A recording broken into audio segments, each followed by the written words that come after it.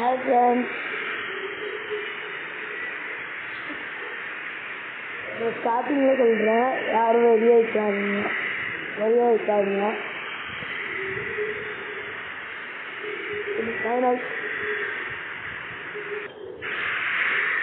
நான் கப்பு தூக்குற சீன் தான் காமிக்க முடியும்.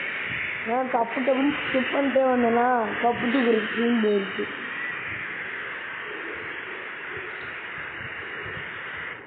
இல்லை, மேன் ஆஃப் த மேட்ச் தான் வரும். அதே சொல்லுவாங்க. நான் ஃபஸ்ட்டு 5 ஓவர் ஆட்டோ ப்ளே பண்ணிட்டேன். நெக்ஸ்ட்டு நம்ம அடப்பாவி 28 ரன்னுக்கு தான் 28 ரன்னுக்கு 2 விக்கெட் தானான்னு பார்த்தேன். நெக்ஸ்ட்டு பும்ரா வந்து விக்கெட் விட்டான். நெக்ஸ்ட் பால் அவங்க பழிவாங்க வெளியேற எல்பிடபிள்யூலாம் அவுட் கொடுத்துனேன். நெக்ஸ்ட் பால் என்னன்னு பார்த்தா அது 4 சாம்கரன் அப்படின்னு நம்பினேன். நெக்ஸ்ட் பால் பால் என்ன அடித்த கையோட எல்பிடபிள்யூலாம் அவுட். அது ப்ளூ சொன்னேன். 3 பால் டொக்கா அடுத்த பால் அவுட் ஆகும்.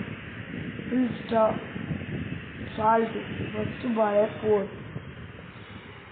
ஆகாம ஆகிற மாதிரி அப்படியே விக்கெட் ஆக போகிறாங்க. அதே மாதிரி விக்கெட் 42 ரன்ஸ் எடுத்துட்டாங்களே. டார்கெட் என்னன்னு கேட்டால் 47 பவுல்டு 8 விக்கெட்டா.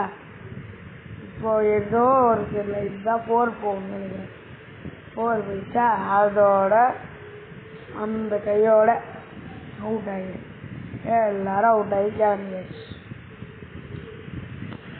இதோட